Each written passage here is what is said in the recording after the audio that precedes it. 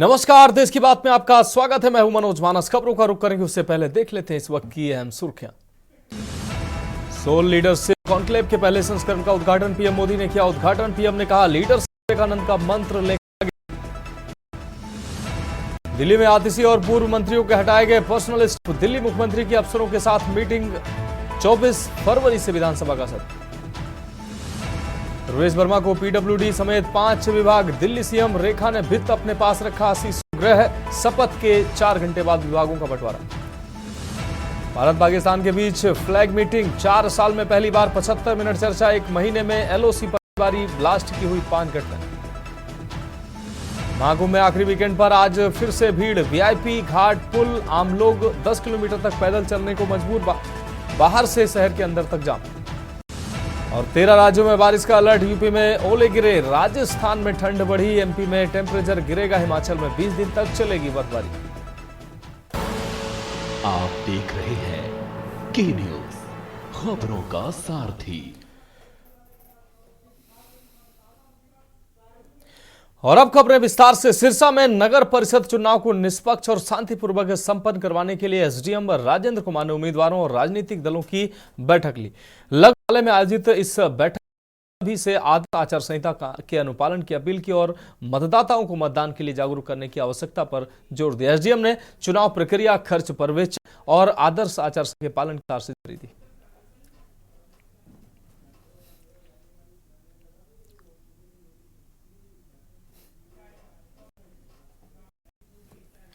रुक करेंगे अगली अहम खबर का। खबर भोपाल से है, जहां मुख्यमंत्री डॉक्टर मोहन यादव ने कहा कि जीवन में सफलता के लिए योग्यता के साथ साथ नैतिक मूल्यों संस्कारों का अनुसरण भी आवश्यक है। मेरिट में आए विद्यार्थी यदि अपनी योग्यता का उपयोग केवल स्वयं के लिए करेंगे तो उनकी प्रतिभा का लाभ समाज को नहीं मिल पाएगा। प्रदेश के मुख्यमंत्री डॉक्टर मोहन यादव द्वारा राज्य में शिक्षा की स्थिति को बेहतर करने के लिए लगातार प्रयास किए जा रहे हैं। इसी कड़ी में बच्चों का मनोबल ऊंचा करने और उनकी मदद के लिए उन्होंने लैपटॉप बांटे और जिन्होंने लैपटॉप जिनको नहीं मिले उनके खाते में लैपटॉप की राशि 25,000 रुपए हस्तांतरित किए।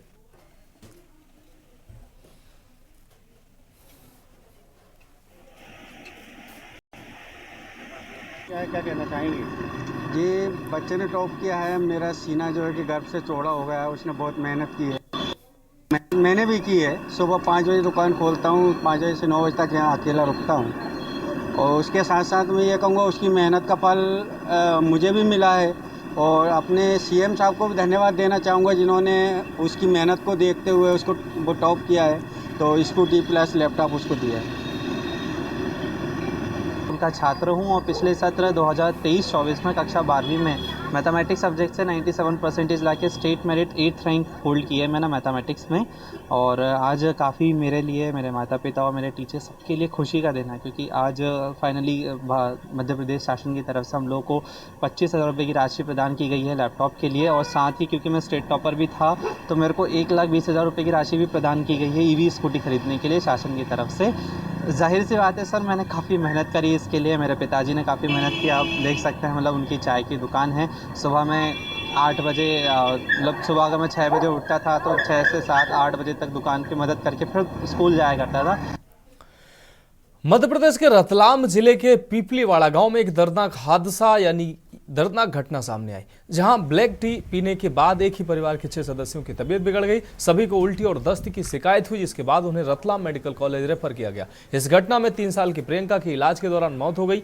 प्रारंभिक जांच में फूड पॉइजनिंग की आशंका जताई जा रही है। यह घटना बुधवार को हुई, जब बेरमबाई सिंघाड़ ने घर में काली चाय बनाई और परिवार के सदस्यों को पिलाई। चाय पीने के बाद आपको बता दें, बेरमबाई, उनके पति जीवला सिंघाड़, पोती प्रियंका, पोती पीना, बहू मेमुड़ी बाई और देवर हुरजी सिंघाड़ा की, आपको बता दें, सिंघाड़ की तबीयत अचानक बिगड़ गई।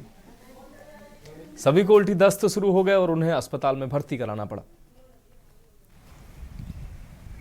हाँ, एक्चुअली 2 दिन पहले ऐसा हुआ था कि एक ही परिवार के 6 लोग सुबह ब्लैक टी पीने के बाद, जैसे ही उन्होंने हिस्ट्री दी है, ब्लैक टी पीने के बाद उनको थोड़ा उल्टी होना, पेट में दर्द होना, चक्कर आना, इस टाइप के सिम्टम्स आ रहे थे। वो परसों लगभग 12:30 बजे दोपहर में कैजुअल्टी में आए थे। बाकी लोगों में तो हल्के सिम्टम्स हैं, लेकिन एक बच्ची थी 3 साल की जिसको थोड़े सिम्टम्स ज़्यादा थे, उसको इमीडिएटली पीडियाट्रिक आईसीयू भेजा गया था। और आधे घंटे बाद वो कोलैप्स होने लगी, उसको वेंटिलेटर पे रखा गया और सारे ट्रीटमेंट्स किए गए एज़ पर प्रोटोकॉल्स, लेकिन अनफॉर्चुनेटली आज डेथ हो गई सुबह करीब 9:30 बजे। तो देश की बात में अब उत्तर प्रदेश की खबरों का रुख करते हैं। यूपी बोर्ड परीक्षा में इस साल 54 लाख छात्र छात्राओं ने पंजीकृत किया है, जिसके लिए 8,140 परीक्षा केंद्र बनाए गए हैं। इन तमाम परीक्षा केंद्रों की निगरानी के लिए हर वर्ष की तरह लखनऊ में राज्य स्तरीय कंट्रोल रूम बनाया गया, जिससे यूपी के सभी जनपदों की सीसीटीवी कैमरे के माध्यम से निगरानी की जा सके। उत्तर प्रदेश सरकार का प्रयास है कि यूपी बोर्ड परीक्षा को नकल विहीन कराया जा सके, जिसको लेकर तैयारियां पूरी कर ली गई हैं। यूपी बोर्ड की परीक्षा 24 फरवरी से 12 मार्च तक आयोजित की जाएगी।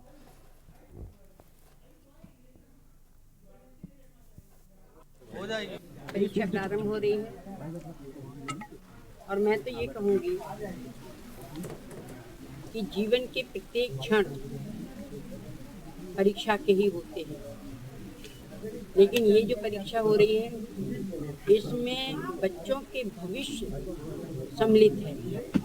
इस परीक्षा से बच्चों का भविष्य बनेगा और बच्चे बड़े होकर अपने जीवन का एक व्यवस्थित रूप बनाएंगे।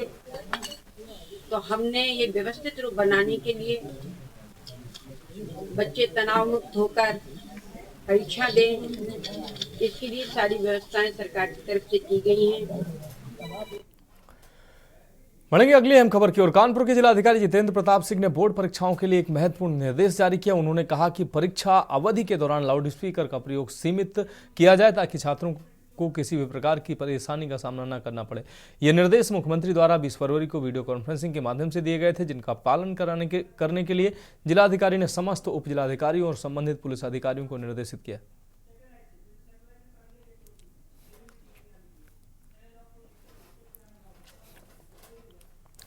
कानपुर एडीजी रेलवे प्रकाश आपको बता दें पहुंचे कानपुर सेंट्रल स्टेशन। सुरक्षा व्यवस्थाओं को उन्होंने जायजा लिया। 26 तारीख को महाकुंभ के आखिरी स्नान को देखते हुए कानपुर सेंट्रल स्टेशन का उन्होंने जायजा लिया। थाने के अंदर लगे सीसीटीवी को भी उनके द्वारा चेक किया गया। हाल ही में हुई दिल्ली की घटना को देखते हुए सही और सटीक व्यवस्था के आदेश दिए गए उनके द्वारा। साथ ही आने और जाने वाले सभी श्रद्धालुओं को कोई समस्या न हो, इसका भी विशेष ध्यान रखने के लिए निर्देशित किया गया।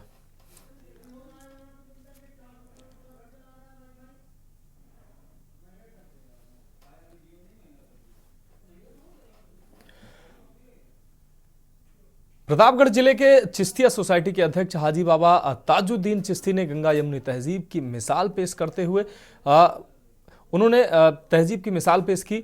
मुंबई से आए 75 डॉक्टरों के पैनल को महाकुंभ में स्नान कराकर आस्था की विशेष यात्रा का आयोजन किया। डॉक्टरों का पैनल बनारस दर्शन के बाद महाकुंभ में स्नान करने पहुंचा। हालांकि जाम में फंसने के कारण डॉक्टरों का पैनल प्रतापगढ़ सुबह 4 बजे पहुंचा। प्रतापगढ़ में डॉक्टरों का स्वागत माल्यार्पण से किया गया और जलपान कराया गया। डॉक्टरों ने महाकुंभ की व्यवस्था को बेहतरीन बताते हुए सभी श्रद्धालुओं के चेहरे पर आस्था की चमक महसूस की।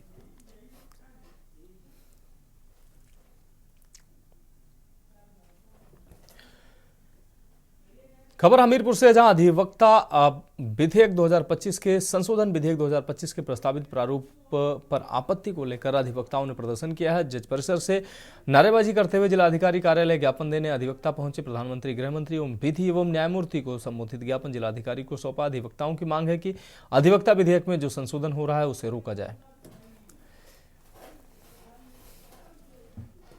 केंद्र सरकार अधिवक्ताओं की शक्ति को दबाना चाहती है, उनका उत्पीड़न करना चाहती है। अधिवक्ता एक स्थान से जाकर दूसरे स्थान पर वकालत नहीं कर सकता। बहुत से ऐसे प्राविधान हैं जो इस विधेयक में वो लाना चाहते हैं, उसका विरोध चल रहा है। 25 तक केंद्र सरकार द्वारा आपत्ति आमंत्रित की जा रही है, तो डिस्ट्रिक्ट बार एसोसिएशन हमीरपुर प्रबल रूप से विरोध करते हुए इस आपत्ति को जरिए डीएम, प्रधानमंत्री, राष्ट्रपति, गृह मंत्री और कानून मंत्री को ये ज्ञापन प्रेषित किया गया है। और इसमें 25 तारीख को हम लोग न्याय कार्य से विरत रह करके जोरदार धरना और प्रदर्शन करेंगे और इस कानून को हम लागू नहीं होने देंगे। रुकेंगे अगली अहम खबर का। कानपुर नगर में मुख्यमंत्री सामूहिक विवाह योजना के तहत आज 81 जोड़ों का विवाह रीति रिवाज से संपन्न हुआ। कार्यक्रम में मुख्य अतिथि के रूप में सीडीओ दीक्षा जैन और महापौर प्रमिला पांडे मौजूद रहे। उन्होंने नवविवाहित जोड़ों को आशीर्वाद दिया और इस योजना की सराहना की। सीडीओ और महापौर ने कहा कि मुख्यमंत्री सामूहिक विवाह योजना गरीब परिवारों के लिए एक वरदान साबित हो रही है, जो दहेज के कारण अपनी बेटियों का विवाह नहीं कर पा रहे थे। ये योजना उन्हें आर्थिक सहायता प्रदान करती है, विवाह के साथ साथ समाज में सम्मान भी दिला रही है। कानपुर नगर निगम में मुख्यमंत्री सामूहिक विवाह योजना के अंतर्गत 87 जोड़ों को यहाँ पर बंधे हैं। ये माननीय मुख्यमंत्री जी की योजना जो प्रधानमंत्री जी के मार्गदर्शन में चल रही है। हमारे समाज में एक बहुत बड़ी बुराई आ गई है, दहेज प्रथा, जिसके कारण से सामान्य जन बेटी पैदा होते ही एक उसके माथे पर बल पड़ने लगता है कि अपनी बेटी की शादी कैसे करेंगे, और उसकी जिम्मेदारी हमारी सरकार ने उठाई है। अब किसी भी गरीब को बेटी के ब्याह की चिंता नहीं रहेगी, सबकी शादी करें। महापौर जी ने यहाँ शानदार जो अधिकारियों ने किया है, सबके सहयोग के लिए मैं नगर निगम का, माननीय मुख्यमंत्री जी का, माननीय प्रधानमंत्री जी का हृदय से आभार व्यक्त करता हूँ। इस दहेज रूपी सामाजिक बुराई को दूर करने के लिए जहाँ सामूहिक विवाह योजना, और ये समाज में एक संदेश जाएगा कि अगर रोकनी है बर्बादी तो मंग बंद करो, मैं खर्चीली। देखिए, ये सोच हमारे इस देश के प्रधानमंत्री मुख्यमंत्री जी की है। एक लड़की की शादी करने में आफत आती है। आज 87 लड़कियों का आज गठबंधन हुआ, और बहुत लोग सोचते हैं कि हम अपने बच्ची की शादी कैसे करेंगे। हमारी सरकार सबका साथ सबका विकास, और देखिए हमारे अध्यक्ष जी आए, साथ में हमारे क्षेत्रीय अध्यक्ष जी आए, हमारे सब भारतीय जनता पार्टी के हमारे महिला मोर्चा के सब आई। हम लोग ये अच्छा काम करने के लिए हमेशा सोचते हैं। हम लोग जितनी बच्चियों को आज शादी हुई, उनके जीवन में कोई कष्ट न आए, ये भगवान से प्रार्थना करती हूँ। रुक करेंगे अगली अहम खबर का। बुलंदशहर में महाशिवरात्रि पर्व पर कांवड़ यात्रा को लेकर जिला प्रशासन अलर्ट हो गया। महाशिवरात्रि के अवसर पर होने वाले कार्यक्रमों की सभी तैयारियां पूर्ण कर ली गई हैं। प्रशासन ने श्रद्धालुओं की सुरक्षा के लिए विशेष इंतजाम किए। 26 फरवरी को महाशिवरात्रि है। सुरक्षा व्यवस्था के तहत 23 फरवरी रात 8 बजे से 27 फरवरी शाम 7 बजे तक हाईवे पर भारी वाहनों का प्रवेश निषेध रहेगा।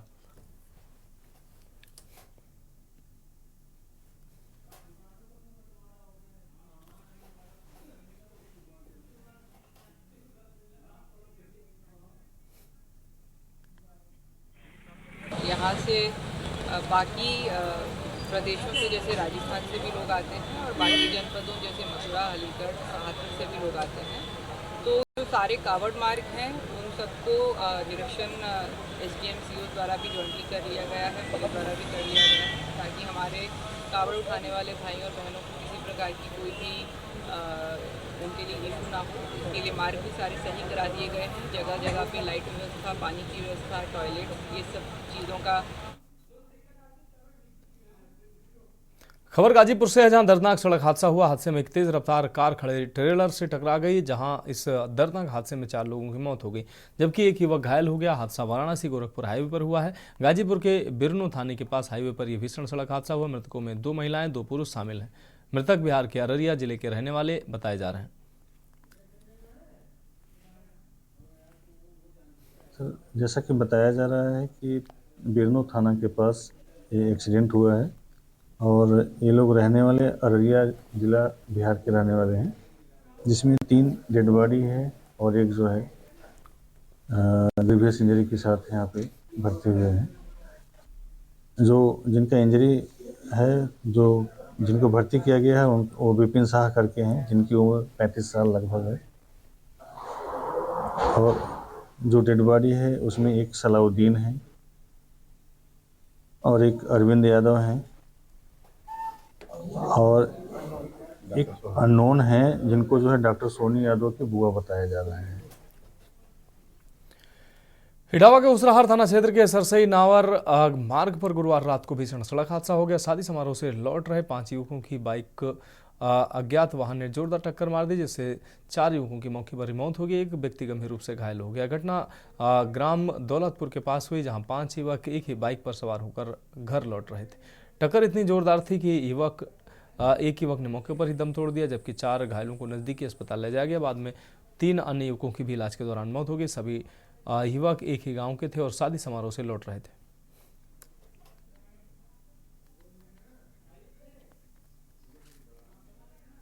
मोटरसाइकिल पे 4 से 5 लोग जा रहे थे और अज्ञात वाहन से उनकी टक्कर हो गई है।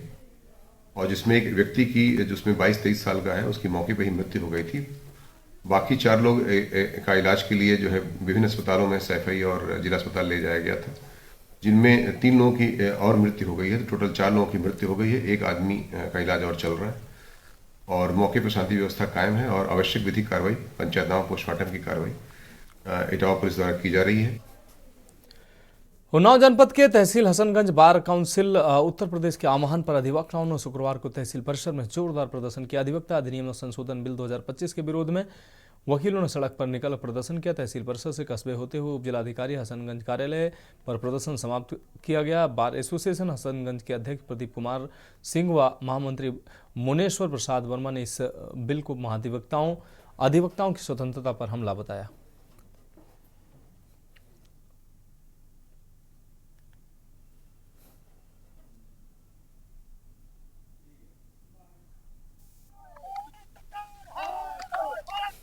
जो ज्ञापन दिया जा रहा है और प्रदर्शन किया जा रहा है वो अधिवक्ता संशोधन बिल 2025 का विरोध किया जा रहा है, जिसमें अधिवक्ताओं के जो है सभी अधिकारों को का सरकार द्वारा हनन किया जा रहा है, समाप्त किया जा रहा है। आम नागरिक के तरीके से अधिवक्ता को बनाया जा रहा है। इसलिए हम हसनगंज बार एसोसिएशन के महामंत्री और उसके संगठन के नाते पूरी कार्यकारिणी की तरफ से माननीय अध्यक्ष जी के साथ पूरी कार्यकारिणी के साथ हम लोग प्रदर्शन कर माननीय उपजिलाधिकारी महोदय के माध्यम से माननीय प्रधानमंत्री महोदय जी को जो है ज्ञापन सौंप रहे हैं। केंद्र सरकार द्वारा जो कानून पास किया जा रहा है अधिवक्ताओं के खिलाफ में 2025, उसके खिलाफ हम लोग धरना प्रदर्शन कर रहे हैं और जब तक ये कानून वापस नहीं होगा हम लोग इसका विरोध करते रहेंगे।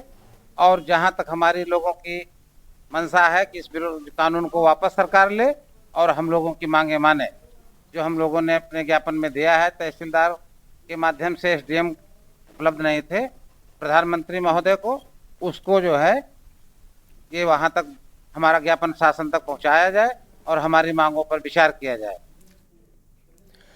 खबर गाजीपुर से है, जहां एक सड़क हादसे के तहत बेकाबू कार डिवाइडर से टकराई। इस हादसे में 2 लोगों की दुखद मौत हो गई जबकि 6 लोग अन्य घायल हुए हैं। हादसा वाराणसी गोरखपुर हाईवे पर हुआ। गाजीपुर के नंदगंज थाना क्षेत्र के कुसमुही गांव के पास यह हादसा हुआ है। इसमें 8 लोग आए हैं टोटल, एक छोटा बच्चा 9 मिला के आए हैं टोटल, जिसमें कि 2 लोग ब्रॉड डेड आए हैं, एक अर्जुन सिंह नाम के हैं और एक जो है वो बबीता नाम की हैं। 2 लोग ब्रॉड डेड आए हैं, बाकी 6 लोगों का उपचार हो रहा है, एक्सरे और सीटी स्कैन कराया जा रहा है और किसी में कोई गंभीरता नहीं है, उनको भर्ती किया जा रहा है। घटना कोई जानकारी? घटना ड्राइवर तो साइंस में है और उसके द्वारा बताया गया कि नींद आने की झपकी लगने की वजह से वो डिवाइडर से बोलेरो टकरा गई, जिसकी वजह से गाड़ी का एक्सीडेंट हो गया। ये लोग कहाँ से सर आ रहे थे? कहाँ ये लोग छपरा जिले का बिहार के रहने वाले हैं। कहाँ से आ रहे थे? ये लोग कुंभ से स्नान करके आ रहे थे। सर इस तरह घटनाएं लगभग सुबह भी हुई है, ये भी हुई है, और क्या लगता है इस तरह के पीछे कारण क्या लगता है? इसमें कारण ये लगता है कि ड्राइवर रात भर जग के आ रहे हैं, कुंभ स्नान करके फिर लौट रहे हैं अपने गंतव्य स्थान पे, 8-8 घंटे 10-10 घंटे गाड़ी चला के जा रहे हैं, फिर आ रहे हैं, तो नींद झपकी की वजह से ही ज़्यादा एक्सीडेंट हो रहा है। संभल जिले में हुई हिंसात्मक घटना से जुड़े अभियोगों में पुलिस अधीक्षक कृष्ण कुमार के निर्देशन में न्यायालय में आरोप पत्र दाखिल कर दिया गया है। पुलिस प्रशासन ने मामले की गहन जांच के बाद सभी आवश्यक साक्ष्यों के साथ आरोप पत्र प्रस्तुत किया है, जिससे दोषियों के खिलाफ कानूनी कार्रवाई आगे बढ़ सके। पुलिस अधीक्षक संभल कृष्ण कुमार ने बताया कि न्याय प्रक्रिया को तेजी से आगे बढ़ाने के लिए सभी आवश्यक कदम उठाए जा रहे हैं। उन्होंने कहा कि कानून व्यवस्था बनाए रखने और दोषियों को सजाने के लिए पूरी तरह से प्रतिबद्ध है।